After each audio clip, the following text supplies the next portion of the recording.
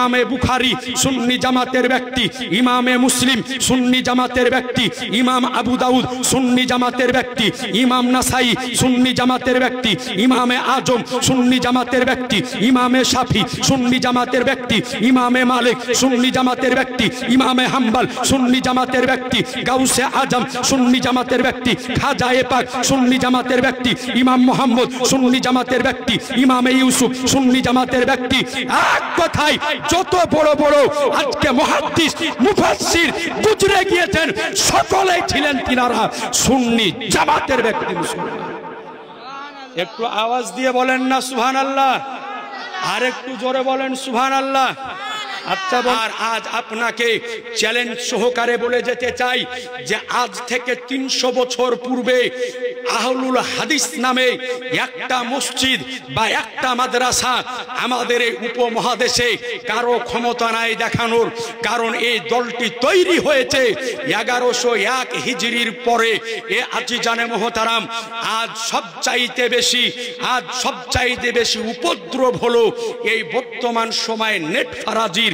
আপনাদের নিকট অনুরোধ করি, প্রত্যেকটা গ্রামে 8টা-10টা করে এই রকম বাংলা শিক্ষিত বাংলা পড়া ছেলে বেরিয়েছে, যারা নাভির নিচ থেকে বুকের ওপরে হাত বাঁধতেছে। ওকে যদি জিজ্ঞাসা করা হয় যে হ্যাঁ গো, বুকের ওপরে হাত কেন বাঁধছো, তো বলছে বুখারীতে হাদিস আছে। আপনাকে গ্যারান্টি দিয়ে গেলাম, বুকের ওপরে হাত বাঁধতে হবে এই রকম কোন হাদিস সিয়াসাত্তার মধ্যে নাই। এই রকম কোন স্পষ্ট হাদিস, মারফু হাদিস, মুত্তাসিল হাদিস, সহিহ হাদিস বুখারীতে নাই, মুসলিমে নাই, তিরমিজিতে নাই, আবু দাউদে নাই, নাসাইতে নাই। সিয়াসাত্তার যে 6খানা হাদিস রয়েছে, এই 6খানা হাদিসের মধ্যে বুকের ওপরে হাত বাঁধতে হবে এই রকম স্পষ্ট আজকে আপনার মুত্তাসিল সহিহ কোনো হাদিস নাই। কিন্তু আজ তারা মোবাইল দেখার পরে তাদের ঈমানকে, তাদের আকীদাকে পরিবর্তন করতেছে। তাদের যে আকীদা কত জঘন্য এটা আপনারা জানেন না, আর আপনাদের সামনেও বলেন না, আপনাদের সামনে তারা তুলেও ধরে না।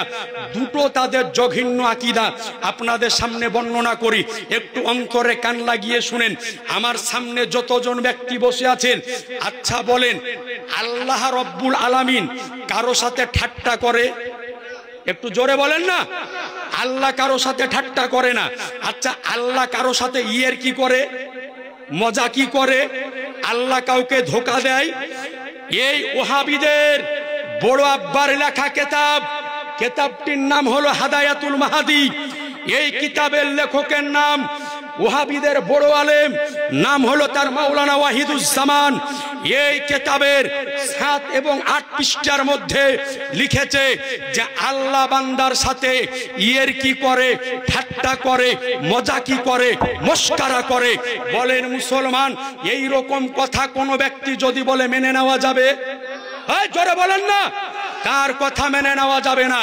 আরেকটু আপনাকে আগিয়ে নিয়ে যাই। এই ওহাবিদের হাদায়াতুল মাহাদির 85 পৃষ্ঠার মধ্যে মাওলানা ওয়াহিদুজ্জামান লিখেছেন যে শ্রীরাম, কৃষ্ণ, লক্ষণ এরা সকলেই ছিল আল্লাহর নবী। নাউজুবিল্লাহ বলেন। বলেন মুসলমান, কেউ যদি শ্রীরামকে, কৃষ্ণকে, লক্ষণকে নবী বলে আখ্যায়িত করে মেনে নেওয়া যাবে? একটু জোরে বলেন না। আপনার অবিশ্বাস হলে কিতাব আমার কাছে আছে, আপনি দেখে নিয়েন। স্পষ্ট আকারে লিখেছে যে এরা ছিল সকলে আল্লাহর নবী। চিন্তা করেন তাদের আকীদা কত ভয়ঙ্কর, তাদের আকীদা কত খারাপ। তাহলে বলেন মুসলমান, যারা শ্রীরামকে নবী বলে মানবে, যারা লক্ষণকে নবী বলে মানবে, এদের মতো এদের দলে আমরা কেমন করে যেতে পারি? তো এদের অরিজিনাল নাম হলো ওয়াহাবি। এদের নিকটে যদি আপনি চলে যান, যাওয়ার পরে বলেন যে 73টা দলের মধ্যে একটা দল জান্নাতে যাবে, ওই দলটার নাম কি? তো ওরাও বলবে ওই দলটাই হলাম আমরা। এরপরে আরেকটা দল আছে, নাম হলো তার জামাতে ইসলামী। যেই দলের প্রতিষ্ঠাতার নাম হলো মাওলানা আবুল আলা মওদুদি। এই আবুল আলা মওদুদির যারা মান্যবর, তাদেরকে বলা হয় জামাতে ইসলামী। তাদের নিকটে যদি চলে যান যে আচ্ছা বলো তো 73টা দলের মধ্যে একটা দল জান্নাতে যাবে, ওই দলটাকে তারাও বলবে ওই দলটা হলাম আমরা। আজ আপনাদের নিকটে অনুরোধ করে বলবো, কোন দলটা জান্নাতে যাবে আমাকে নয়, মৌলবীকে নয়, মুফতিকে নয়, জিজ্ঞাসা যদি করতে হয়, জিনাকে বলা হয় হাফিজুল হাদিস, জিনাকে ওয়াহাবি মানে, দেওবন্দি মানে, তাবলিকি মানে, কাদিয়ানি মানে, ফারাজি মানে, লামুঝাবি মানে।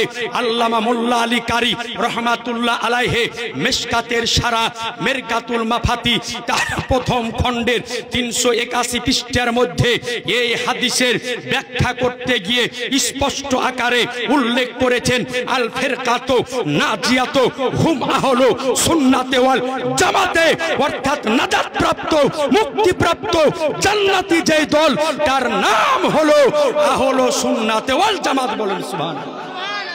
একটু জোরে সুবহানাল্লাহ হবে না? আপনার অবিশ্বাস যদি হয় তো মেশকাতের সারা পিওর আরবিতে লেখা মেরকাত, যেটা দেওবন্দ থেকে ছেপেছে, হাজির করে দেন, আপনাকে খুলে দেখিয়ে দিতে পারবো যে একমাত্র নাজাত প্রাপ্ত, মুক্তি প্রাপ্ত জান্নাতি যেই দল তারই নাম হলো আহলু সুন্নাতে ওয়াল জামাত। এইবার চলুন, যারা বুকের ওপরে হাত বাঁধে, যারা তাকে শাইখুল ইসলাম ওয়াল মুসলিমিন বলে, যার নাম হলো ইবনে তাইমিয়া। এই ইবনে তাইমিয়া একটা ফতোয়ার কিতাব লিখেছে যার নাম হলো মাজমুয়ে ফতোয়া, 30 খণ্ডে বিভক্ত। এই মাজমুয়ে ফতোয়ার 3য়তম খণ্ডের 345 পৃষ্ঠার মধ্যে স্পষ্ট আকারে লিখেছেন যে আল ফিরকাতু নাজিয়াতু হুম আহলু সুন্নাতে ওয়াল জামাতে, অর্থাৎ নাজাত প্রাপ্ত, মুক্তি প্রাপ্ত জান্নাতি যেই দল তারই নাম হলো আহলু সুন্নাতে ওয়াল জামাত। এরপরে ইবনে তাইমিয়া আরেকটু ব্যাখ্যা করে লিখেছে যে সুন্নি জামাতের আলামত কি হবে। তো ইবনে তাইমিয়া লিখেছে সুন্নি জামাত হবে সৌদায়ে আজম, অর্থাৎ সব চাইতে বড় দল হবে সুন্নি জামাত। তাহলে বোঝা গেল যে সুন্নি জামাত হবে বৃহত্তম দল, সুন্নি জামাত হবে বড় দল। আপনি পূর্বের যত বড় বড় ইমাম ছিল, প্রত্যেক ইমাম ছিলেন সুন্নি জামাতের ব্যক্তি। ইমামে বুখারী সুন্নি জামাতের ব্যক্তি, ইমামে মুসলিম সুন্নি জামাতের ব্যক্তি, ইমাম আবু দাউদ সুন্নি জামাতের ব্যক্তি, ইমাম নাসাই সুন্নি জামাতের ব্যক্তি, ইমামে আজম সুন্নি জামাতের ব্যক্তি, ইমামে শাফি সুন্নি জামাতের ব্যক্তি, ইমামে মালিক সুন্নি জামাতের ব্যক্তি, ইমামে হাম্বল সুন্নি জামাতের ব্যক্তি, গাউসে আজম সুন্নি জামাতের ব্যক্তি, খাজায়ে পাক সুন্নি জামাতের ব্যক্তি, ইমাম মোহাম্মদ সুন্নি জামাতের ব্যক্তি, ইমামে ইউসুফ সুন্নি জামাতের ব্যক্তি। এক কথায় যত বড় বড় আজকে মুহাদ্দিস মুফাসসির গুজরে গিয়েছেন সকলেই ছিলেন তিনারা সুন্নি জামাতের ব্যক্তি। একটু আওয়াজ দিয়ে বলেন না সুবহানাল্লাহ, আর একটু জোরে বলেন সুবহানাল্লাহ। আচ্ছা।